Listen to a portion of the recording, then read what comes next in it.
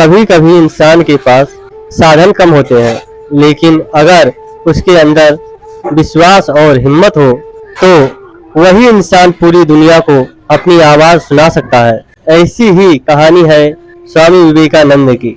उनका जन्म 12 जनवरी 1863 कोलकाता में नरेंद्र नाथ दत्त के रूप में हुआ था।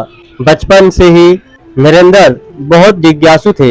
वह हर बात को सिर्फ मान लेना नहीं चाहते थे। उनके मन में एक सवाल बार बार उठता था, क्या सच में भगवान का अनुभव किया जा सकता है? इसी सवाल का जवाब खोजते खोजते उनकी मुलाकात हुई श्री रामकृष्ण परमहंस से। रामकृष्ण परमहंस ने नरेंद्र के जीवन की दिशा ही बदल दी।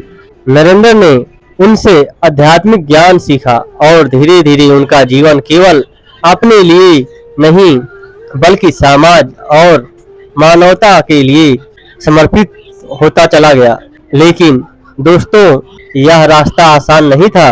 गुरु के देहांत के बाद नरेंद्र नाथ ने संन्यास का जीवन अपनाया और स्वामी विवेकानंद के रूप में देश भर की यात्रा की।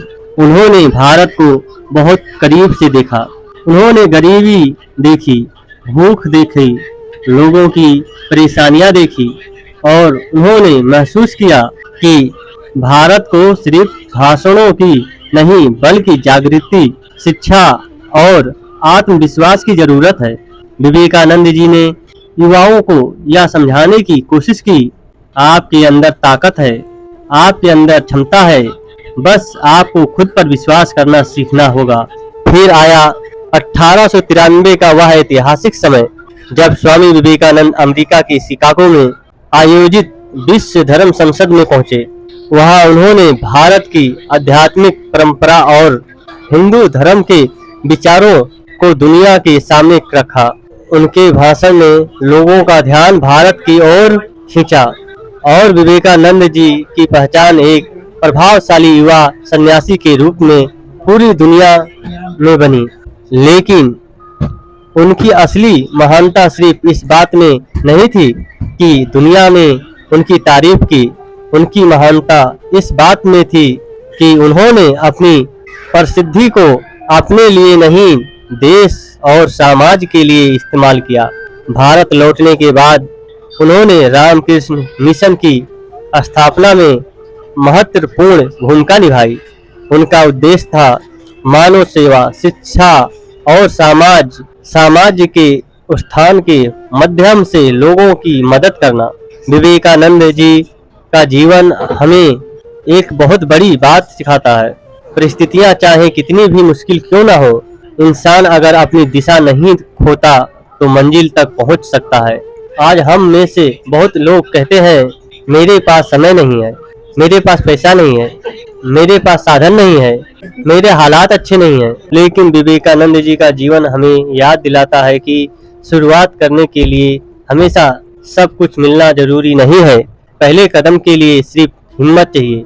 अगर आप आज संघर्ष कर रहे हैं तो इसका मतलब यह नहीं कि आप हार गए हैं। हो सकता है यही संघर्ष आपको उस इंसान में बदल रहा हो जिसे बनने के लिए आप पैदा हुए हैं। इसीलिए आज से एक काम कीजिए, दूसरों से अपनी तुलना करना बंद कीजिए, अपने लक्ष्य को पहचानिए, हर दिन थोड़ा सीखिए, हर दिन थोड़ा आगे बढ़िए और सबसे जरूरी खुद पर विश्वास रखिए, क्योंकि रास्ता लंबा हो सकता है, मंजिल देर से मिल सकती है, लेकिन अगर कदम रुक गए तभी हार है। याद रखिए, धीरे चलने वाला इंसान भी मंजिल तक पहुंच जाता है अगर वह रुकता नहीं है।